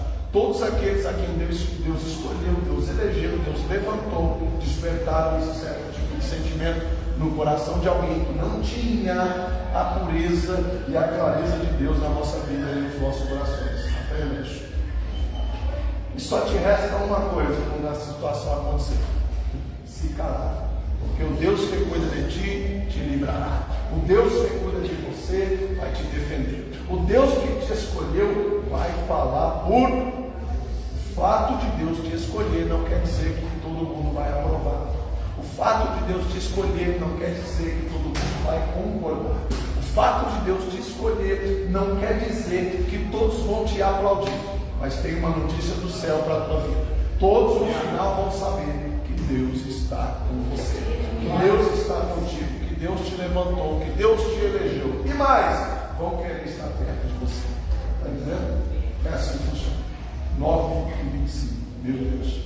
Então a gente para aqui. Oi?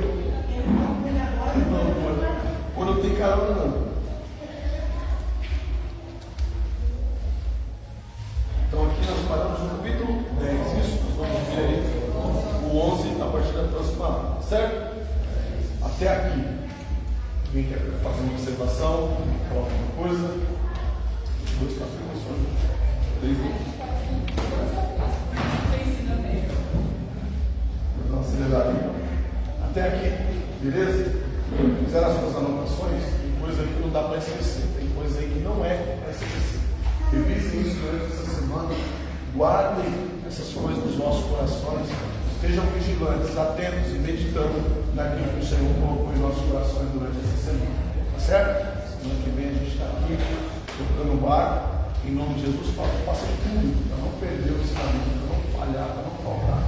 Porque você acaba perdendo uma frase. Às vezes não é o ensinamento todo que você está aprendendo. Às vezes você está aqui. Às vezes uma frase que você deixou de absorver, ou que você pegou ela com firmeza no coração, ela que vai fazer você andar muitas milhas na presença do Senhor. Porque Deus está aqui. O Senhor não precisa falar o ensinamento inteiro com você. O Senhor fala partilhadamente com cada um de nós. Feliz é aquele que guarda a sua posição para o dia de amanhã. Tem coisa que serviu para você hoje. Tem coisa que não serviu para você hoje, mas vai servir para você amanhã e você nem sabe.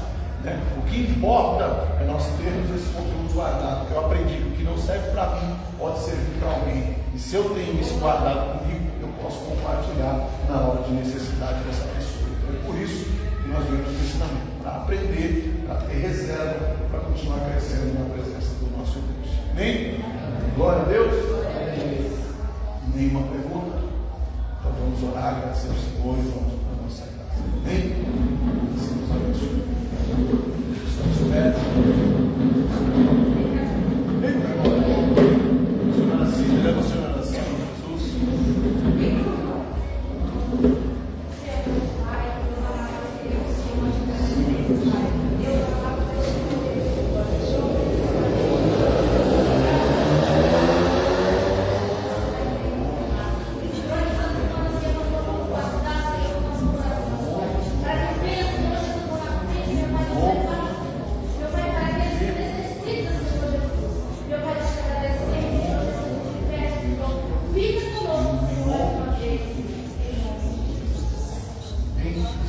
Jesus. E que o grande amor de Deus, a graça do nosso Senhor e Salvador Jesus Cristo, a comunhão e as consolações do Espírito Santo de Deus seja sobre a vida de cada um de vós até a volta do nosso Senhor e Salvador Jesus Cristo. Digam amém. Se Deus é por nós, quem será contra nós? Agindo Deus, quem impedirá? O Senhor é o nosso pastor, e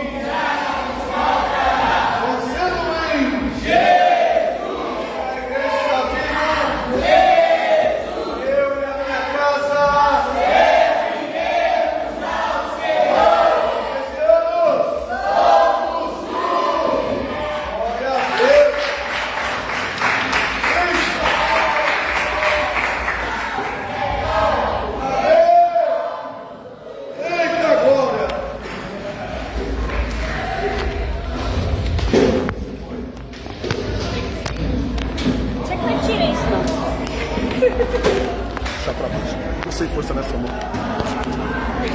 Só pode pular pra cima ou pra baixo. A gente não concluiu ainda, tô gravando.